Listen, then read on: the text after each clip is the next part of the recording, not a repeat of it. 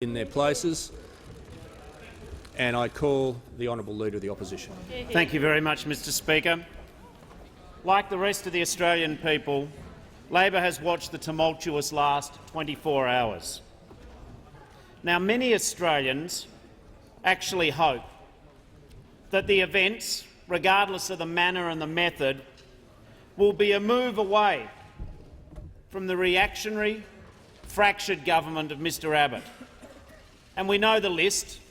Apparently everyone in this government supported them and never raised these particularly, but we know the list of this reactionary, fractured government, this government of a wasted 2 years taking Australia nowhere.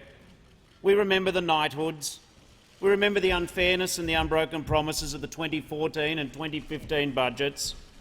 We remember the more recent foolish remarks denigrating climate change by the Immigration Minister, the latest in a string of insensitive blunders and gaffes by that repeat offender.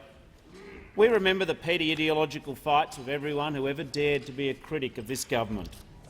Most importantly, we remember the lack of economic direction and the lack of economic leadership, rising unemployment, stalled growth, falling wages.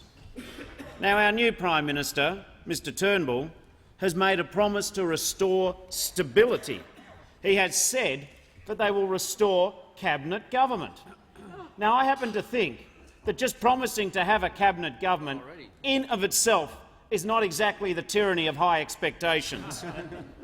But we, the Australian people and Labor, on behalf of the Australian people, we look forward to even this modicum of stability. But what I wish to place on record today is that good intentions alone are not enough. The real challenge is that Mr Turnbull leads a political party hugely of the reactionary right.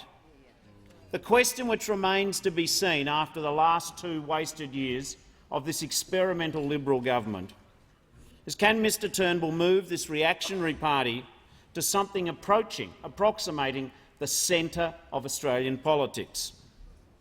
Labor has always been prepared to be constructive if we receive and see rational, reasonable policy, not, of course, the unfairness and the dishonesty of the 2014 budget.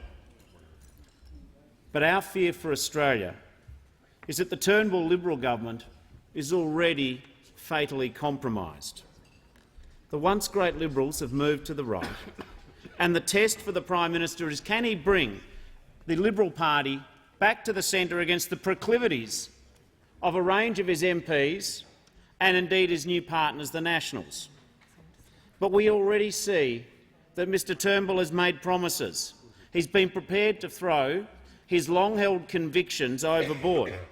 He's made a deal with the National Party, which we had to practically interrogate the government to concede existed, and he says, well, it'll all be dealt with by Cabinet. But the problem is the deal is already done. You don't run government and Cabinet government by fait accompli. So much for the pledge for new process.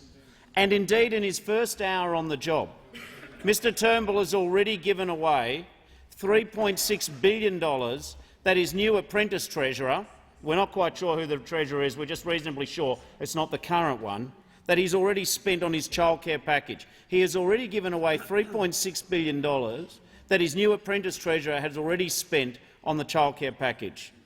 So, Mr Speaker, in the period between now and whenever the election takes place, perhaps we will finally get the answer to the great conundrum of Australian Liberal politics. Is it style over substance? Today in question time, I asked Mr Turnbull, are the policies going to change? And he said very clearly, and I quote, that we support all of our current policies, all of our policies. Shame. To me, this confirms that last night the change was all about the style. It was about panicked MPs worrying about their job security and not thinking about the jobs of Australians. There is nothing of substance which will change in this government. Another way to put this question is this conundrum of Australian politics: is it style over substance? Does Mr Turnbull believe in much at all? Does he believe in taking political risks to see Australia advance?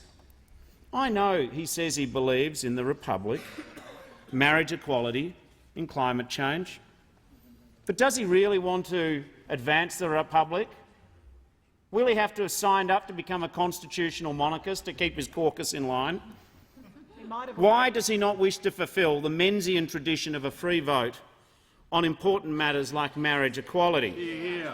He says, oh no, we want to have the people. Well, that's fine, Mr Turnbull. The people will get to decide at the next election. What I don't understand is why he wants to have a $150 million taxpayer-funded opinion poll designed by the man he replaced to delay marriage equality in this country.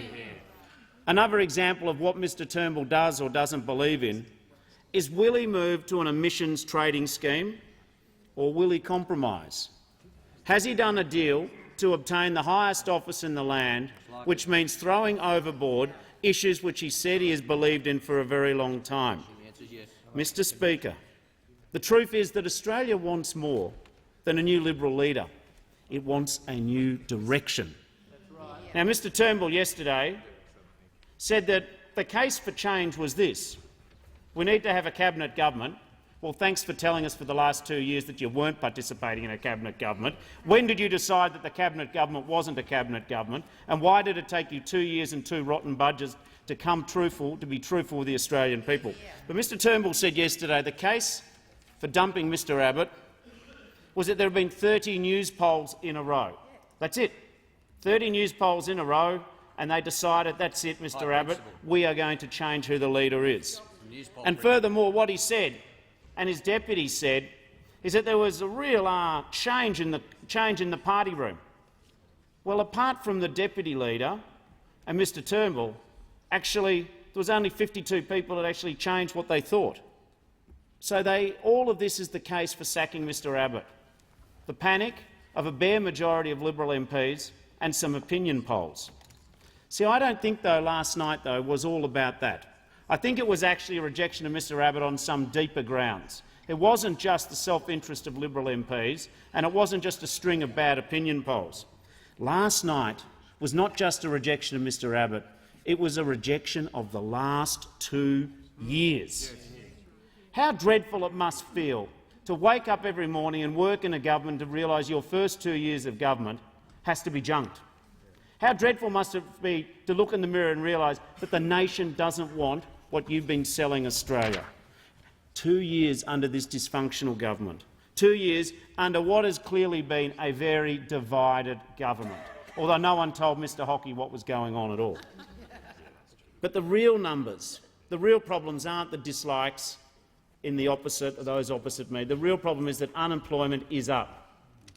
I think we're all sick and tired of the government saying there's been a certain number of jobs created. Why don't they tell the truth? When you look at the number of extra Australians in the last 2 years of adult working age, only 57% of these people are actually in work. The real truth of the matter is this has been a lacklustre, do-nothing, disastrous government. Underemployment is up. Youth unemployment is up. Debt is up. Deficit is up. Growth is down. Confidence is down. Real wages increases are down on what they've normally been. We've just gone through 2 years of cuts to pensions, cuts to schools, cuts to hospitals, cuts to families, to carers, to veterans, a tax on Medicare. There's the $100,000 degrees. There's even been the cuts to the ABC and the SBS. The truth is that the question which Australians have is, what does Mr Turnbull believe in? Does he believe that this is just a question of changing the salesman or the product? Is it just a change of leader or is it a change of direction? The truth is that all those people who voted Mr Abbott out last night have voted, Mr Turnbull and the whole coterie of his supporters have voted for every cut, for every pension. There are reams and reams of transcripts where this group now, who say that the economic direction's been wrong, were for 2 years cheering it along. They've sat at the same cabinet table, they've signed the same deals. I believe now the burden is upon Mr Turnbull to choose policies which are in the best interest of this nation, to prove that he believes in something beyond his own promotion. Mr Speaker, Mr Deputy Speaker, our party is guided by universal principles. We have certainty and comfort in our values and our vision. We shall see where this rather ratty Liberal Party goes. There is a chance for this nation to step up and debate policies in this parliament for the next election which give Australians a genuine choice about the best path to the future. Labor is up for this challenge. We will find out if the government are.